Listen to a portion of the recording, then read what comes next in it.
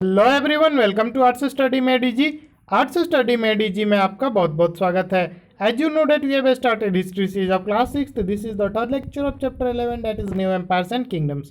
तो new empires and kingdoms का ये हमारा तीसरा लेक्चर है। इससे पहले हम लोगों ने 2 लेक्चर कर रखा है। अगर आपने पिछले दोनों लेक्चर्स को नहीं देखा है तो आपको डिस्क्रिप्शन में प्लेलिस्ट का लिंक मिल जाएगा, वहाँ से आप पिछले दोनों लेक्चर्स को देख सकते हैं। तो पिछले लेक्चर में हम लोग समुद्रगुप्ता के बारे में देखे थे, हर्षवर्धन के बारे में देखे थे, प्रशस्ति के बारे में देख चुके हैं। आज के लेक्चर में हम लोग देखेंगे द पल्लवा, चालुक्याज एंड पुलकेशिन्स प्रशस्ति। तो पहले समुद्रगुप्त के प्रशस्ति को देखें। प्रशस्ति होता क्या है? तो इन प्रेज ऑफ, यानी कि किसी की प्रशंसा में लिखा गया जो अभिलेख यानी कि जो इंस्क्रिप्शन होता है उसी को हम लोग प्रशस्ति बोलते हैं। तो आज हम लोग देखेंगे पल्लवा, चालुक्य और पुलकेशिन, इन तीनों का जो है प्रशस्ति के बारे में। ये लोग कौन थे, कहाँ के थे और क्या क्या इनका तारीफ लिखा हुआ है। तो the Pallavas and Chalukyas were the most important ruling dynasties in south India during this period. तो जिस पीरियड का बात चल रहा था अभी, यानी कि हर्षवर्धन के पीरियड के आसपास, तो उस टाइम साउथ में जो है, साउथ में कौन चल रहे थे? तो पल्लवा और चालुक्य काफ़ी इंपॉर्टेंट रूलिंग डायनेस्टी था, यानी कि काफ़ी इंपॉर्टेंट इसके रूलर्स हुआ करते थे वहाँ पे।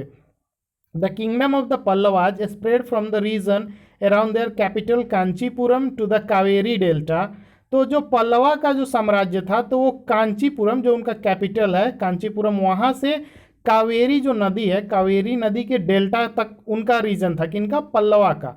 और जबकि चालुक्य का जो था वह सेंटर्ड अराउंड द रायचूर द्वाब। तो रायचूर जो द्वाब है, यानी कि दो नदी के बीच में जो क्षेत्र होता है ना, उसको द्वाब बोलते हैं।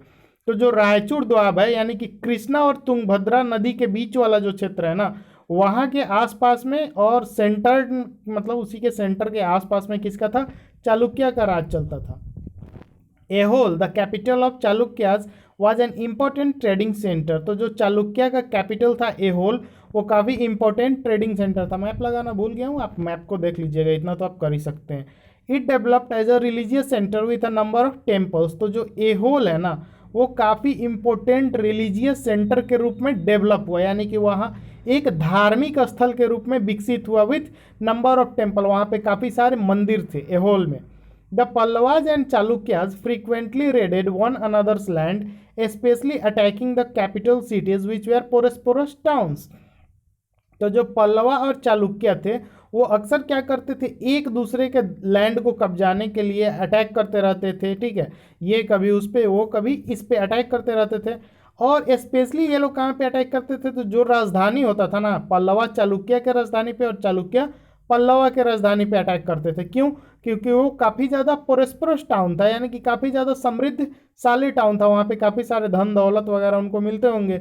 The best known Chalukya ruler was Pulakeshin two. तो चालुक्य के सबसे फेमस रूलर कौन हुए?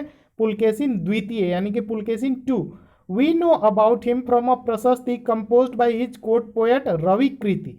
तो इनका भी एक कोर्ट पोएट था, यानी कि राजकवि, जिनका नाम था रविकृति। जैसे कि हर्षवर्धन के कोर्ट पोएट थे, ठीक है, तो वो लिखे उनके प्रेज में, समुद्रगुप्त के कोर्ट पोएट लिखे उनके प्रेज में, वैसे ही इनके प्रेज में इनके कोर्ट पोएट रवि कीर्ति जो है इनके बारे में प्रशंसा लिखते हैं इंस्क्रिप्शन में। This tells us about his ancestors who are traced back through 4 generations from father to son. तो ये पिता से लेकर के बेटा के बीच में 4 जनरेशन के बारे में जो है इंफॉर्मेशन कहाँ पे मिलता है? इनके पूर्वजों के बारे में उसके इंस्क्रिप्शन से मिलता है, प्रशस्ति से मिलता है। Pulakeshin evidently got the kingdom from his uncle. तो जो एविडेंस मिला है, जो सबूत वगैरह मिला है, उस हिसाब से अगर देखा जाए तो पुलकेशिन जो था उसको उसके चाचा जी के द्वारा उसको क्या किया गया था? साम्राज्य दिया गया था। According to Ravi Kirti he led expeditions along both the west and east coast. तो वो क्या किया? एक तरह से सैन्य अभियान किया। रवि कीर्ति जो उनका कोर्ट पोएट था, तो उसके हिसाब से, यानी कि वो जो लिखा है उसके हिसाब से, जो पुलकेशिन था उसने दोनों तरफ जो है, दोनों तरफ पुलकेशिन जो है ईस्ट कोस्ट और वेस्ट कोस्ट, यानी कि भारत के नक्शे में आप नीचे जो देखेंगे तो एक तरफ से ईस्ट कोस्ट है, यानी कि समुद्र के किनारे वाला जो भी रीजन है, और वेस्ट कोस्ट यानी कि पश्चिमी तरफ से समुद्र के किनारे जो रीजन है। तो वो दोनों तरफ क्या करता है? सैनिक अभियान करता है, एक्सपेडिशन करता है, यानी कि सैनिक को लेकर के जाता है, हमला वगैरह करता है, लूट वगैरह करके आ जाता है। Besides he check the advance of Harsha. इन सब के अलावा यानी कि ईस्ट और वेस्ट कोस्ट पे हमला करना, एक्सपेडिशन करने के अलावा उसने सबसे बड़ा काम क्या करता है, वो हर्षा को रोकता है। पिछले लेक्चर में देखे थे कि हर्षवर्धन जो था वो बढ़ने का कोशिश किया था, लेकिन पुलकेशी ने उसको साउथ में एक्सपैंड नहीं करने दिया, तो हर्षवर्धन जो था वो नॉर्थ इंडिया में ही रह गया, साउथ इंडिया में अपना साम्राज्य का विस्तार नहीं कर पाया। तो ये वही पुलकेशी द्वितीय जिसने हर्षवर्धन को रोक दिया था, हरा दिया था। This is an interesting play of words in the poem. तो उसके द्वारा, रवि कीर्ति के द्वारा जो पोएम लिखा हुआ है उसमें एक इंटरेस्टिंग प्ले ऑफ वर्ड्स है, यानी कि वर्डों का खेल है एक तरह से। उसमें लिखा गया हर्षा मीन्स हैप्पीनेस, यानी कि हर्षा जो मीनिंग है, वर्ड है, उसका मीनिंग है हैप्पीनेस, ठीक है।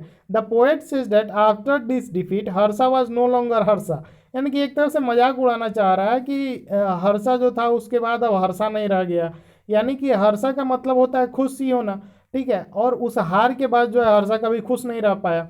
Pulakeshin also attack the Pallava king who took shelter behind the walls of Kanchipuram.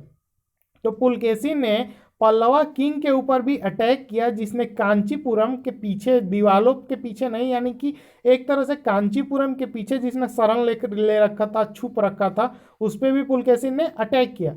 But the Chalukya victory was short lived.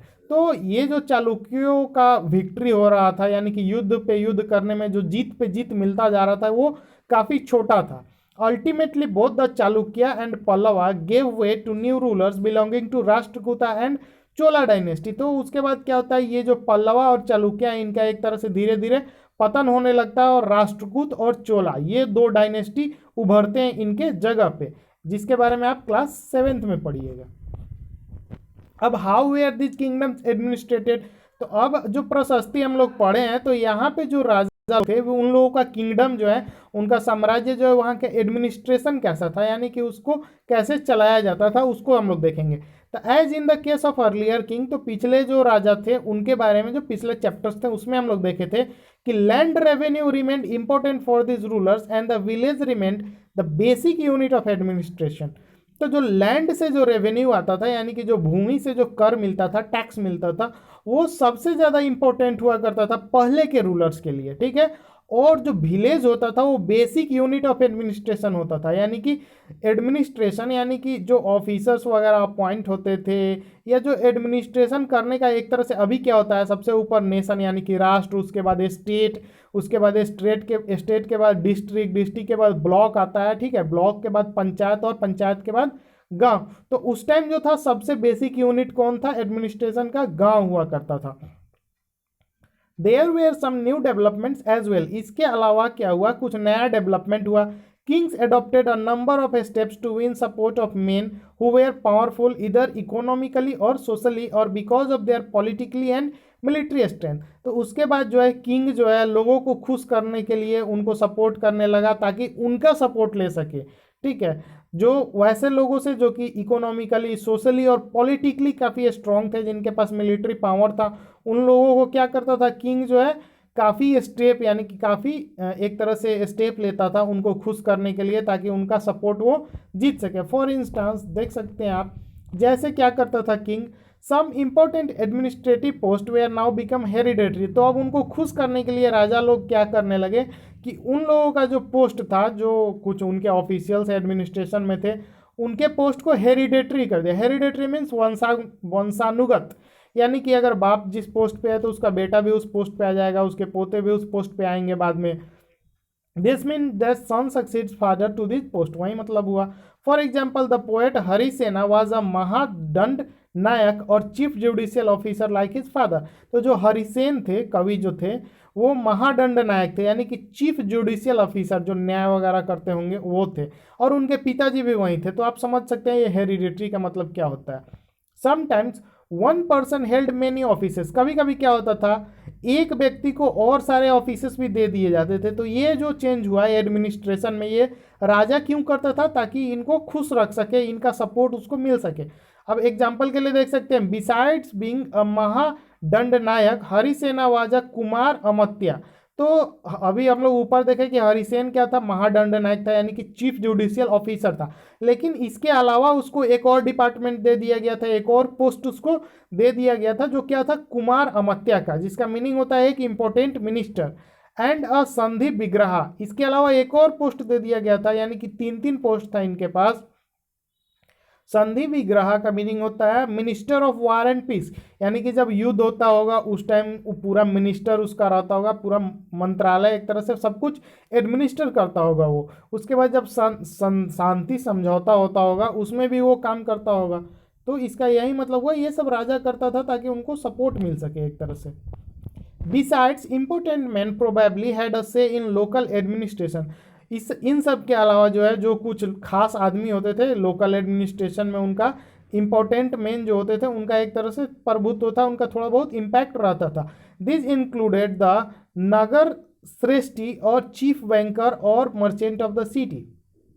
इसमें आप जो कैसे लोग हो सकते थे, तो जो नगर श्रेष्ठी होते थे, जिनको चीफ बैंकर भी बोला जाता है, जिनके पास मतलब एक तरह से बैंक होता होगा, जो लोगों को पैसा वगैरह देने लेन देन का काम करते होंगे वे लोग जी, या जो मर्चेंट ऑफ द सिटी यानी कि शहर का जो प्रमुख जो है व्यापारी लोग होते होंगे वो। द सार्थवाहा और the leader of the merchant caravan. तो जो व्यापारी लोग का जो कैरावन होता था, यानी कि जो पूरा गाड़ी जो होता था उस टाइम का, तो उसका जो लीडर होता था चलाने वाला उसका एक तरह से वो। उसके बाद द प्रार्थना कुलिका और द चीफ क्राफ्टमैन, यानी कि जो क्राफ्टमैन का चीफ होता था। क्राफ्टमैन क्या होता है, जो क्राफ्ट वगैरह बनाता है, कोई आर्ट्स एंड क्राफ्ट वाला जो बनाता है, उनके चीफ को। एंड द हेड ऑफ कास्ता और स्क्राइब। तो जो कास्त और स्क्राइब के जो हेड होते थे उन सब को क्या किया जाता था, एक तरह से एक इम्पोर्टेंट मैन यानी कि लोकल एडमिनिस्ट्रेशन जो होता था उसमें थोड़ा बहुत जगह दे दिया जाता था। क्यों? उनको खुश रखने के लिए, ताकि राजा को वो लोग क्या करें, सपोर्ट करें। These policies were reasonably effective, but sooner or later some of these powerful men grew strong enough to set up an independent kingdom.